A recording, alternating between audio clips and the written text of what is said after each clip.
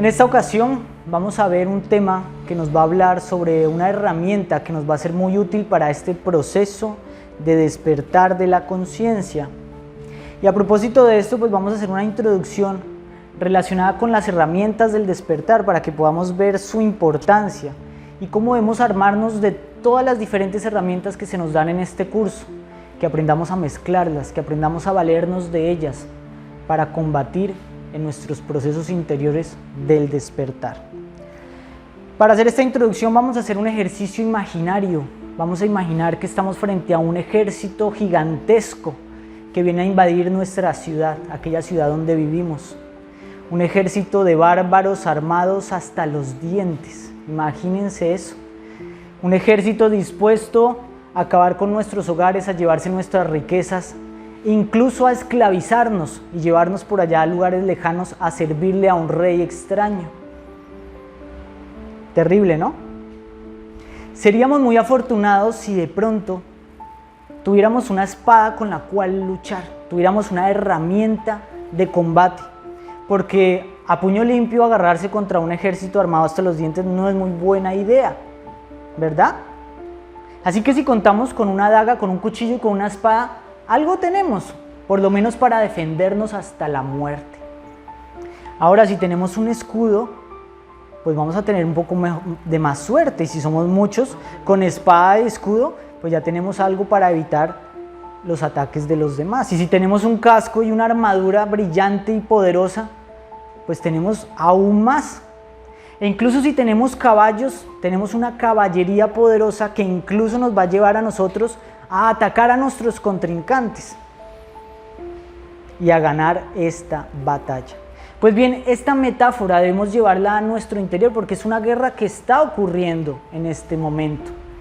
Es una guerra contra nuestros propios defectos, el temor, la angustia, la inseguridad, la duda, la falta de fe, el materialismo y todos aquellos enemigos que vienen a esclavizarnos, a dormirnos, a quitarnos lo más valioso que es nuestra felicidad, nuestra energía, nuestro tiempo, nuestra pureza, nuestra capacidad de ser seres libres, auténticos, despiertos.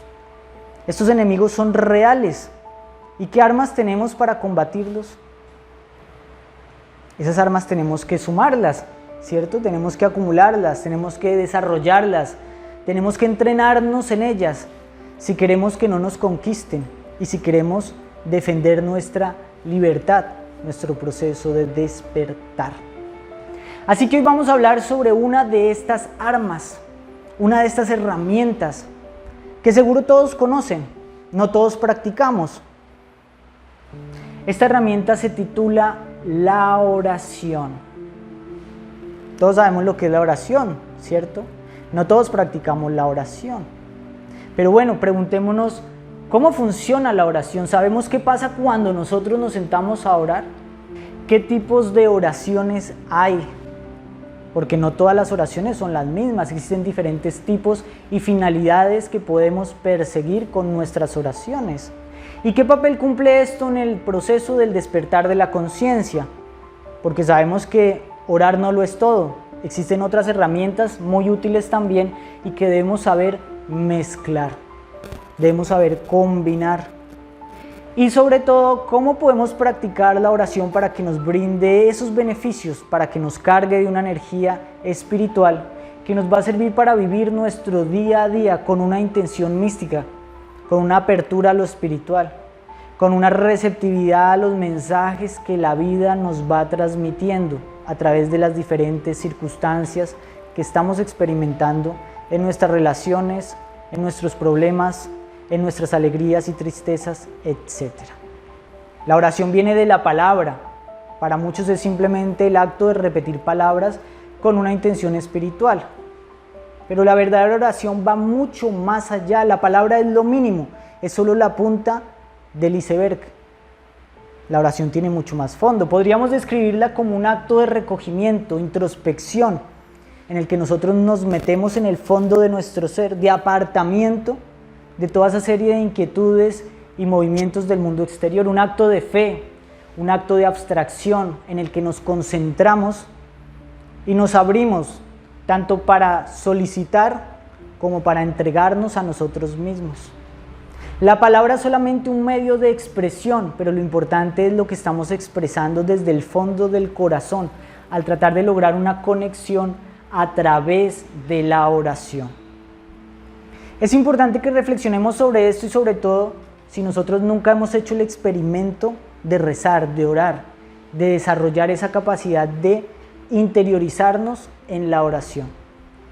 Porque cuando una persona está orando, pues aparentemente no pasa nada. Estamos ahí quietos, repitiendo palabras y lo más probable es que si no lo sabemos hacer o no lo hacemos de corazón, entonces entre la distracción y nos vayamos de un lado para el otro. Y entonces nuestra boca o nuestra mente estén repitiendo palabras que no van a producir ningún efecto.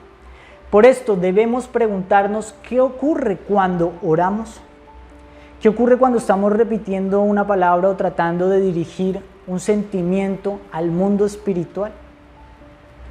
Cuando oramos estamos poniendo en actividad fuerzas interiores, estamos creando formas del pensamiento y emoción.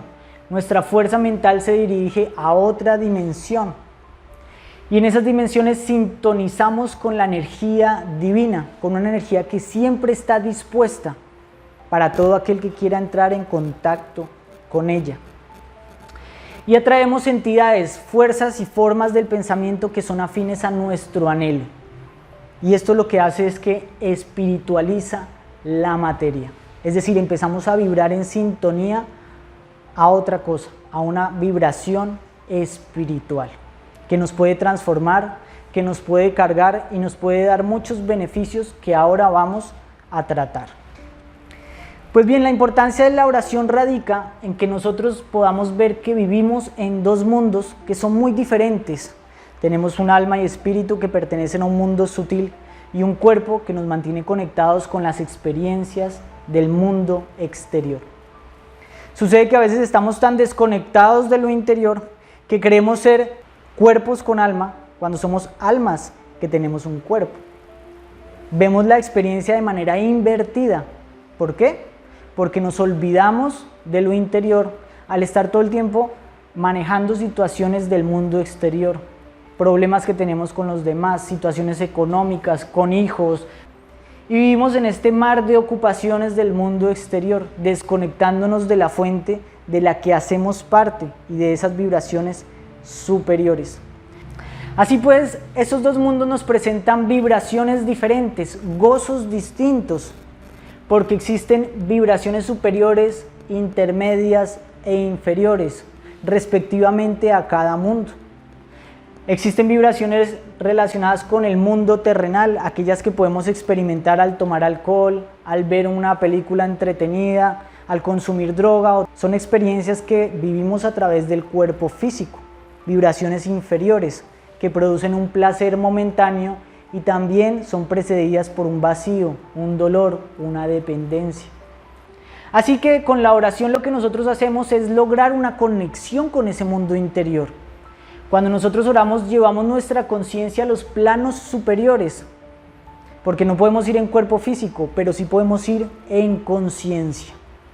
Y de esa manera sintonizamos con una vibración superior, con la fuente divina, que siempre está lista como un río para emanar, para fluir, para cargarnos, para nutrirnos y para brindarnos lo que se llama bendición, un bienestar de tipo espiritual, una fuerza, una protección, que siempre está ahí lista para que nosotros la pidamos, subamos por ella y la traigamos.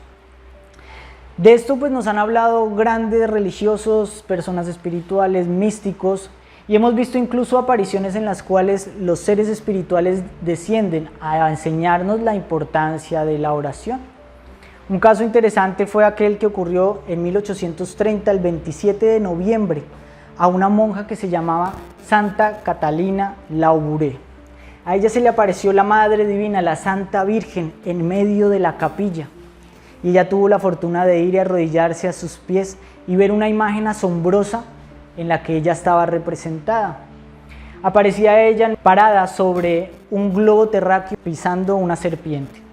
Y la Virgen se le apareció y le dijo lo siguiente: este globo es el mundo entero donde viven mis hijos. Estos rayos luminosos son las gracias y bendiciones que yo expando sobre todos aquellos que me invocan como madre.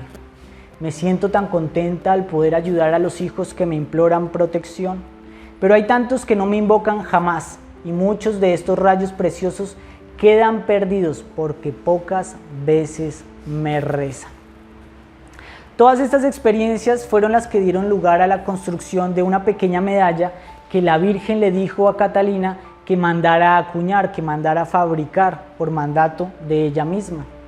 Y esta medallita fue la que con el tiempo se convirtió en lo que hoy se conoce como la medalla milagrosa, porque la gente que ha puesto la fe en esa medalla ha recibido muchas bendiciones, gracias, curaciones que consideran milagrosos porque no tienen explicación. Todas estas bendiciones hay que aprender a traerlas, a recibirlas por medio de la fuerza de la oración, están ahí latentes. Y entonces, si nosotros observamos todos estos procesos, vamos a descubrir los beneficios que la oración nos puede dar en los diferentes ámbitos de la vida. ¿Qué podemos obtener de la oración? Pues por un lado podemos elevar nuestra frecuencia vibratoria, lo que implica que nosotros cuando estamos orando empezamos a vibrar de una manera distinta a la que normalmente vibramos. Cuando ustedes, por ejemplo, están viendo una película, vibran de una forma, sienten de una manera de acuerdo a la película que están viendo, o cuando tienen un problema, cuando están alegres o están tristes, pero esas vibraciones son terrenales. Solamente cuando ustedes se recogen, se interiorizan y suben su vibración en una oración o en una práctica de meditación, pueden experimentar vibraciones de alta frecuencia que quedan en nosotros como una fuerza para afrontar las diferentes situaciones de la vida con una perspectiva mística, espiritual. Podemos tener un contacto con esta energía y por lo tanto con lo divino, recibir su fuerza, su ayuda, su protección, y por lo tanto también podemos experimentar gozo interno, un gozo que no viene de ninguna cosa, simplemente de esa vibración, un gozo que no viene de los sentidos, de una experiencia pasajera, un gozo que purifica y nos hace vibrar de una manera superior, y también es un gozo que nos brinda protección, porque la persona que está vibrando en una frecuencia superior repele todo lo que vibra en una frecuencia inferior. Ustedes saben que las personas se relacionan por la vibración. Las personas que vibran más bajo pues son las que están pensando en cosas negativas, quejándose del gobierno, de los vecinos, etc. Pero cuando uno está vibrando de una manera elevada, lo que puede hacer es magnetizar a otros, ayudar a otros con su simple vibración y repeler a estas personas que prefieren una vibración inferior. Así que también creamos un escudo protector alrededor nuestro. Esto, por lo tanto, también impulsa nuestro regeneramiento, nos da una fuerza que va a durar durante todo el día. Por eso deberíamos orar antes de hacer cualquier otra cosa, antes de abordar el día que tenemos por delante. Deberíamos subir nuestra frecuencia vibratoria a través de una práctica como la oración. También podemos ayudar a los demás, como lo vamos a ver ahora más adelante. Y por lo tanto, esto nos va a llevar a ganar Dharma. Podemos hacer la buena acción del día sin siquiera salir de la casa, ¿cierto? Lo que implica ganar méritos y que esos beneficios que damos a otros regresarán en algún momento a nosotros mismos. Por lo tanto, esto es un magnífico complemento para el trabajo interior. Nos puede cargar de fuerza, crea un escudo protector alrededor nuestro, nos ayuda a brindar un apoyo a los demás y es un arma más para nuestro arsenal en esta guerra que estamos librando contra nuestros enemigos interiores. Decía Allan Kardec en uno de sus libros, en un diálogo, en aquel libro que se llama El Libro de los Espíritus, lo siguiente: ¿la oración hace mejor al hombre? Sí, porque el que ora con fervor y confianza es más fuerte contra las tentaciones del mal, y Dios le envía espíritus buenos para que lo asistan. Esa es una ayuda que nunca se le niega cuando es pedida con sinceridad, ¿cierto? O sea que siempre que ustedes pidan con sinceridad van a recibir esta ayuda que está ahí, latente, solo es pedirla. Continúa el diálogo y entonces surge una pregunta que a todos también seguramente nos ha surgido alguna vez. ¿Cómo se explica que algunas personas que oran mucho tengan a pesar de eso muy mal carácter? Sean celosas, envidiosas, poco afables, carezcan de benevolencia, indulgencia y que a veces sean incluso viciosas?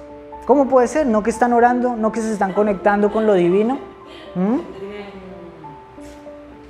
carácter amargo. Pues vamos a ver qué decía en el libro. Dice: lo esencial no es orar mucho, sino hacerlo bien. Esas personas creen que todo el mérito, radica en la extensión de la plegaria y cierran los ojos ante sus propios defectos. La oración es para ellas una ocupación, una manera de pasar el tiempo, pero no un estudio de sí mismas. Y termina diciendo: lo ineficaz no es el remedio, sino el modo como se administra. ¿Cierto? O sea que no es simplemente ponerse ahí a palabrear y decir: ya cumplí con Dios, me va a ir bien el día de hoy. No, porque la conexión surge cuando hay una entrega y una apertura del corazón. ¿Sí? Por eso tenemos que aprender a lograr esa apertura, lograr esa sensibilidad, para que podamos lograr el resultado que queremos a través de la oración. Pero bueno, continuemos con esto, que nos invita a hablar de 3 tipos diferentes de oración, porque hay varios tipos de oración, diferentes enfoques que podemos darle a nuestra plegaria. El primer tipo que vamos a ver se llama la oración material. El segundo tipo, una oración de tipo espiritual. Y el tercero la vamos a llamar la oración contemplativa. 3 enfoques distintos que debemos estudiar. La primera es la más común, la que generalmente utilizan la mayoría de personas, que es la oración material. En esta oración acudimos a la divinidad pidiendo por nuestras necesidades o por las de alguien más. Tal vez tenemos una crisis económica, un problema familiar, un problema de salud y queremos pedir a Dios porque no encontramos otra salida. Y entonces nos sentamos y abrimos nuestro corazón en forma de petición. Tal vez lo hacemos por otra persona que sabemos que está en problemas, que tiene problemas de salud, que está en bancarrota o que está pasando por un duelo, por una situación dolorosa de la vida. Pues bien, esta oración tiene mucha efectividad. Sobre esto hablaba Annie Besant lo siguiente: no es ficción poética, sino positiva realidad, que los buenos deseos, las oraciones y los pensamientos amorosos benefician a quienes se envían. No solo genera al hombre sus propias formas de pensamiento, sino como un imán atrae las de otros individuos que son afines. Si los pensamientos son verdaderamente puros y nobles, atraerán huestes de entidades benéficas. Y así se explica que a veces se vea capaz de realizar lo que en verdad le parece superior a sus fuerzas. Es decir, que cuando nosotros oramos ponemos en movimiento a un ejército de seres y entidades espirituales que están allí, esperando a que alguien las llame. ¿Cuántos de nosotros muchas veces no necesitamos ayuda? Y a lo último que podemos acudir es a orar, a pedir a Dios. Solo cuando ya estamos del cuello, ¿cierto? Que es ahí cuando se abre lastimosamente nuestro corazón. Solamente nuestro corazón se abre cuando estamos de rodillas y no tenemos otra salida. Pero si supiéramos todas estas cosas, si nos diéramos la oportunidad de revalorizar esta práctica, acudiríamos más a ella y veríamos todos sus potenciales. Si queremos ayudar verdaderamente a otra persona, lo mejor que podemos hacer por ella es orar, iluminarle el corazón.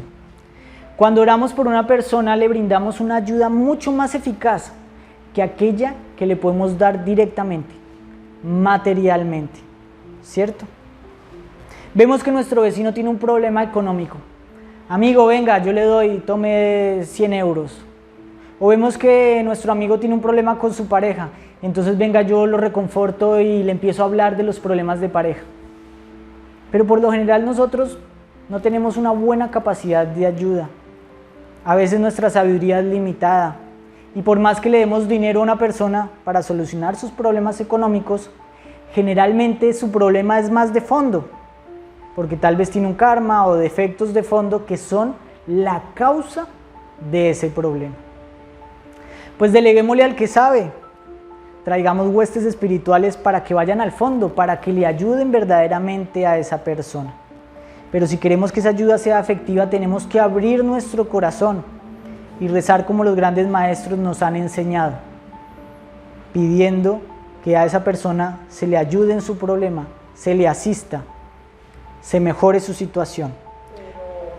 Pero además de que con la oración y todo, esa oración también nos mueve algo en nuestro corazón que a veces nos hace hacer acciones externas, porque si no hay una respuesta física interna a veces, también estamos... Obvio, eso ya depende de la circunstancia, pero muchas veces por querer ayudar, por dejarse llevar de sentimientos, de lástima a otros sentimientos que son inferiores, uno va a dar una ayuda que es muchas veces ineficaz. ¿Por qué te preguntas tú que los maestros no están presentes en medio de una humanidad? Pensaría uno que ellos son desalmados, pues porque la mejor forma de ayudar a la humanidad es de manera indirecta, ¿cierto? Teniendo en cuenta que hay cosas que uno no puede cambiar, uno tiene que saber que Dios tiene su sabiduría y por eso nuestra oración también debe estar limpia de nuestros deseos personales. A veces quisiéramos obviamente quitarle los problemas a otra persona porque sufrimos al verles sufrir. Si nosotros sufrimos, ¿será que las entidades divinas, será que Dios no sufre? ¿Será que Dios es un indolente? No, porque también debemos saber que todo tiene un propósito. Por eso nuestra oración no debe estar sujeta a hacer lo que nosotros queremos, sino a que se haga la voluntad de Dios con esa persona. Y si Dios nos abre el corazón y nos muestra una manera de ayudarle físicamente, obviamente no está mal. Pero debemos saber que nuestras intenciones estén limpias y para eso tenemos que aprender a auto-observarnos. Porque como le mencioné ahorita, todas las situaciones y problemas de la vida tienen un propósito didáctico. Es decir, que vienen a enseñarnos algo, que son un espejo, para que nosotros nos veamos y nos observemos en nuestros problemas, ¿cierto? Porque a veces nuestros problemas de pareja son ocasionados por nuestros yoes, nuestros problemas económicos son ocasionados por nuestros yoes, nuestros problemas emocionales que atribuimos a las circunstancias son muchas veces provocados por nuestras actitudes. Así que si viene alguien y nos quita la circunstancia, nosotros nos llevamos los problemas en el interior, porque están en nuestro ser, ¿cierto? En ocasiones hay enfermedades, hay problemas difíciles que son el resultado de un proceso kármico. Enfermedades que no se pueden curar, que esa persona tiene que afrontar. Entonces, ¿es en vano orar por esas personas? No. ¿Qué creen ustedes? ¿No? Si esa enfermedad no se le puede quitar, ¿para qué oramos por ella?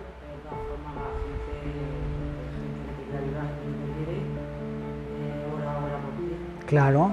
¿Por qué? Porque lo que nosotros hacemos no es que le quiten la enfermedad, pero sí que le den fuerza para afrontarla, que hagan más, que su situación sea más llevadera, ¿sí? Incluso a veces se puede reducir el tiempo de su karma. Pero entre más nosotros pongamos en actividad estas fuerzas, pues más vamos a ayudar a otra persona, ¿cierto? ¿Qué más no quiere la entidad divina? Que nosotros nos unamos todos por el beneficio común y oremos unos por otros. Eso es verdadero signo de amor por los demás. Y como la vida es como una montaña que cuando uno grita produce un eco, es como un boomerang que uno lanza y todo regresa a nosotros. De la misma manera, las oraciones se devuelven, ¿cierto? Y nosotros siempre queremos por los demás, también nos estamos beneficiando por nosotros mismos, aunque no lo hagamos por esa razón, pero así sucede. De esto decía un autor: cuando oras por los otros, estás orando por ti mismo. Atraerás influencias y pensamientos idénticos a los que estás emitiendo. Recibirás de acuerdo con lo que pides para el otro y el beneficiario recibirá en la proporción y cantidades merecidas de conformidad con el mensaje o pensamiento que irradiaste. Esto lo decía Krumheller. Así que todas las oraciones que hagan por los demás no son en vano. Todas las oraciones que hagamos por nuestros problemas materiales pues también son bienvenidas, pero debemos saber que existen niveles superiores, ¿cierto? Así que vamos a dar un salto para entrar a un nivel superior que es el mundo espiritual. Porque así como existe la oración material, existe la oración espiritual. Esta oración no va destinada a rogar por las cosas que necesitamos para nuestra vida material, sino a pedir fuerza, a pedir protección, a pedir aliento, a pedir inspiración para sostenernos en las pruebas del camino espiritual. Aquí es donde se nos da la espada, el hacha, unas flechas, se nos da un escudo protector para que nosotros vayamos a derrotar al enemigo que está dentro de nosotros mismos, queriéndonos esclavizar, porque así es el ego, nos quiere esclavizar, nos quiere ver sumidos en depresión, entretenidos, borrachos, sumidos en la ira, temerosos, y eso es esclavitud. Pero nosotros tenemos armas para fortalecernos. Ojalá rezáramos un poquito todos los días para obtener esa fortaleza. Y esta oración no solo nos alimenta a nosotros, sino que alimenta toda la cadena de seres con los que estamos realizando este viaje, el viaje espiritual. Todos nosotros los que estamos aquí nos conectamos con una intención y estamos compartiendo una fuerza. Y así como cada uno de los troncos en una hoguera fortalecen una llama, cada uno de nosotros con nuestro deseo espiritual, nuestras vibraciones superiores, alimentamos la fuerza del otro, ¿cierto? Así que hay que pedir por nuestros compañeros, hay que pedir por nosotros, hay que dedicar un tiempo a alimentar esta fuerza para poder sacar toda esa energía que está ahí latente y que nos puede servir para la batalla espiritual. Pero ojo, ¿por qué? Porque esto es un complemento, la oración es maravillosa, pero como dice el refrán, a Dios rogando y con el mazo dando.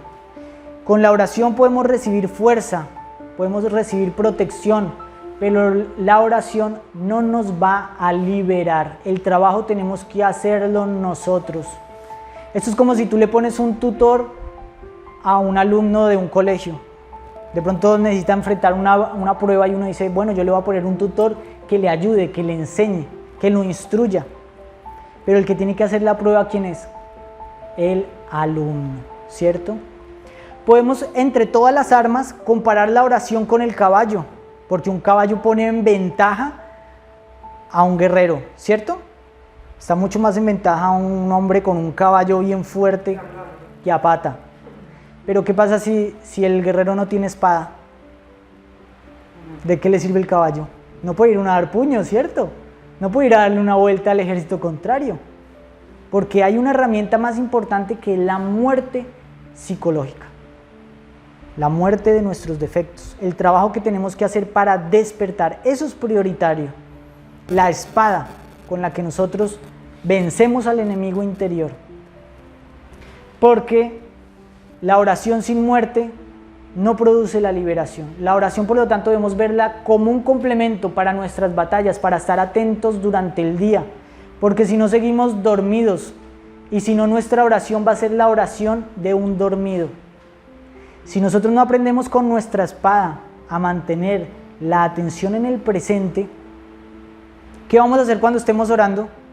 Pues empezamos a rezar y nuestra mente se va para allá y se va para acá. Y sí, Dios mío, y estamos pensando en 1000 lugares diferentes, porque nuestra mente no está despierta. Entonces ni la oración sirve, ¿verdad? Así que hay que subirse al caballo, pero con una espada en la mano. Y si terminamos la oración y nos ponemos a hacer cualquier cosa, pues de momento tiramos todo eso que hemos rescatado. Exactamente. ¿Cierto? Que eso es lo que pasa mayormente, que la gente va el domingo a la iglesia o van a un lugar y oran un ratito, reciben una fuerza que van a desgastar en una serie de actividades porque no están haciendo un trabajo interior principal. Es una frase de abajo, ¿no? Y luego van castigando. Exactamente. A Dios rogando, roguémosle, pero venga a ver, venga a trabajar. Mira, yo estoy trabajando, dame fuerza para seguir haciéndolo, ¿cierto? Listo, vamos a dar un salto para subir a otro peldaño porque acá vamos a encontrar la oración contemplativa. Esto ya es a un nivel superior. Aquí se mezcla la oración con la meditación. Aquí lo que hacemos es que entramos en lo que llamó Teresa de Jesús el castillo interior. Nos vamos a meter en ese aposento que está en otra dimensión y vamos a penetrar a las dimensiones superiores para lograr la comunión espiritual. En esta oración se lleva la conciencia a estados de abstracción y de unidad. Aquí ya no hay palabras, aquí ya no hay conceptos, aquí no se busca la razón, se busca la abstracción, salir de la mente y lograr la comunión con el ser en su mundo superior. Es decir, aquí nosotros nos vamos para allá. Cuando oramos a Dios para que nos ayude con nuestros problemas materiales, le decimos, ven, baja tú para acá. Pero cuando meditamos, yo me voy para allá, ¿cierto? Trato de abstraerme y por lo tanto pues voy a vibrar con toda esa fuerza.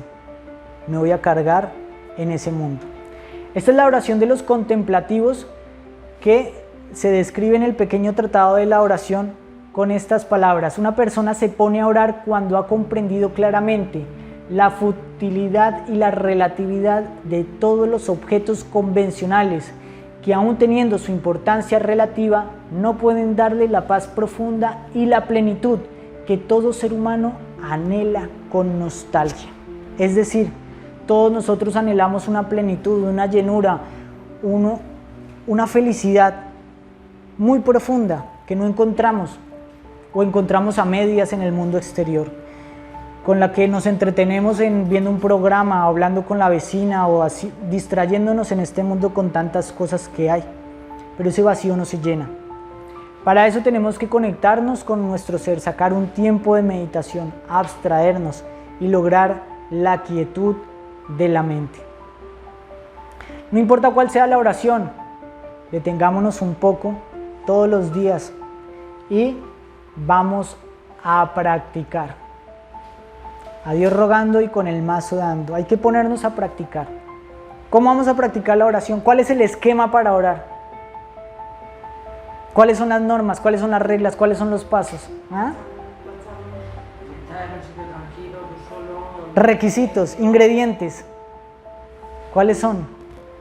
Pues bien, Predisposición. la oración, siendo algo espiritual, no tiene grandes requisitos. La oración es una práctica simple, porque lo que requiere es la pureza y la entrega del corazón.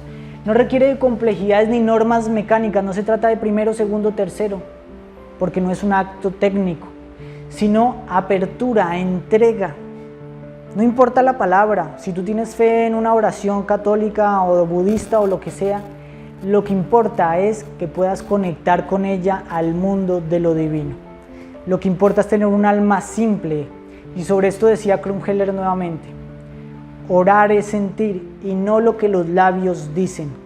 Solo lo que se siente constituye la oración y nunca lo que se dice o piensa ligeramente. Así que tú puedes dar una oración o recitar una oración maravillosa y perfecta técnicamente, pero si tu corazón está cerrado, esa oración no va a tener efecto transformador, despertador, ni de comunión entre tú y lo superior, ¿cierto? La oración no tiene técnicas, lo que sí tiene son impedimentos, porque la mente es el impedimento más grande de la oración. La mente, debemos saber que está hecha para el mundo material, para comprender las cosas técnicas y las leyes físicas de este universo en el que estamos temporalmente. Y por lo tanto, la mente va a convertirse en un impedimento a través de lo que llamamos el escepticismo, la duda, la mala voluntad. Claro que no. ¿Por qué? Porque el escepticismo es el resultado de una mente que ya está cargada, condicionada por el contacto con el mundo sensual. Una mente que está condicionada por pensar que cómo el funcionamiento de las cosas, cómo se deben hacer las cosas. Una mente cargada de todas las creencias que traemos a lo largo de la vida y que por lo tanto nos va a parecer tal vez ridículo, ingenuo, sin sentido abrirnos en oración. El escepticismo va a hacer que nosotros, cuando estemos orando, pues nos distraigamos. Empecemos a pensar en cosas que para la mente son más importantes, en los negocios, en lo que tenemos que hacer más tarde, en lo que dicen los demás de mí, ¿cierto? La mente se resiste porque de pronto piensa que las oraciones o que la oración es una práctica de una religión determinada, ¿cierto? Y no tengo fe en eso, o no creo en los curas, o no creo en en lo que me enseñaron de pequeño, y la oración no tiene nada que ver con ninguna religión.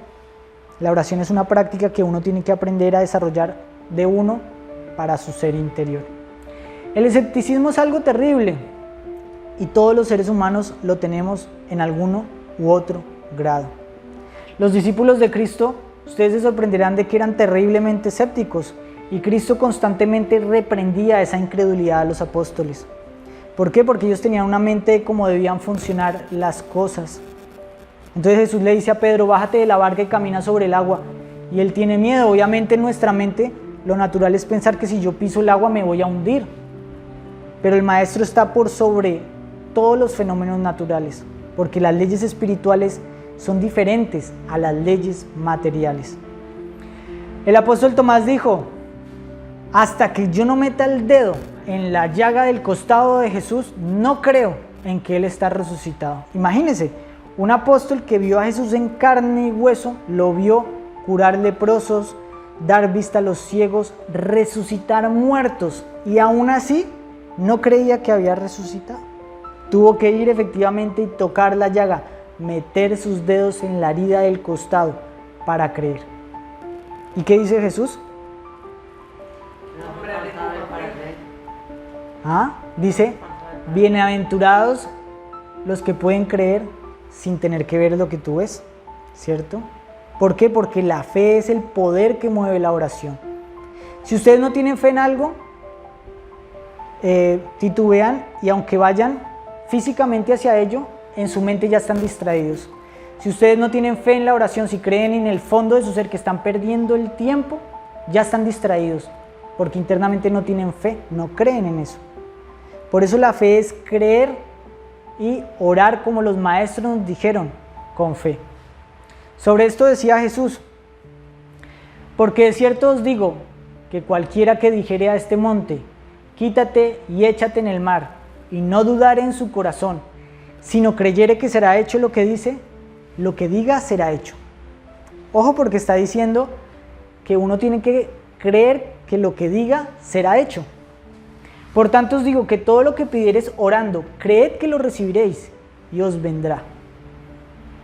No solamente tienes que pedir, tienes que creer que eso ya viene en camino. Tienes que tener una fe tremenda de que la ayuda que estás enviando a una persona va a ser efectiva. No sabes cómo, pero va a ser efectiva. Y esa fe es lo que va a mover una montaña. Esa fe es lo que puede hacer que, como decía Jesús, uno le diga al monte, levántate y ponte en el mar. Y el monte se echa al mar, ¿cierto? Pero nosotros rara vez tenemos esa fe porque esas cosas no funcionan en el mundo material así. Porque esas son leyes espirituales que tenemos que aprender a aplicar. Pero si se aplican, se ven. Si se aplican, se ven. Ahí vamos. Entonces, ¿cómo podemos vencer el escepticismo? ¿Qué le vamos a hacer? Hay dos formas. Primero, hay que vigilar la mente, ¿no? Porque para vencer el escepticismo hay que descubrirlo. Entonces, cuando uno está rezando, uno se da cuenta que está desconcentrado. Y si observa y descubre, claro, es que yo no tengo fe en esto, no me siento familiarizado con esto. Dele la oportunidad, entréguese, abstráigase. Dicen que las mejores oraciones son las de los niños, las oraciones más poderosas. Y que si tú tienes realmente la necesidad de una oración poderosa, le pidas a un niño que ore por esa causa que tú estás buscando. ¿Por qué? Pues porque los niños tienen la mente libre, abierta, porque los niños tienen la fe directa y son puros en inocencia. Así que si nosotros vigilamos nuestra mente condicionada y vemos una pizca de duda, de escepticismo, le pasamos la cuchilla y afuera, amiga.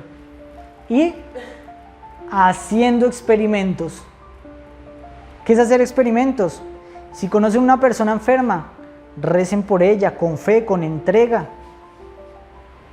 y vean qué pasa. Yo me he sorprendido de cosas extraordinarias que he visto con las personas por las cuales he orado. He rezado por amigos que de pronto no veía hace muchísimo tiempo y de pronto me llaman, se comunican conmigo, porque uno se conecta con esas personas, enviándole los buenos deseos. He visto cambios en personas que uno cree que no cambiarían jamás cuando empecé a rezar por ellos.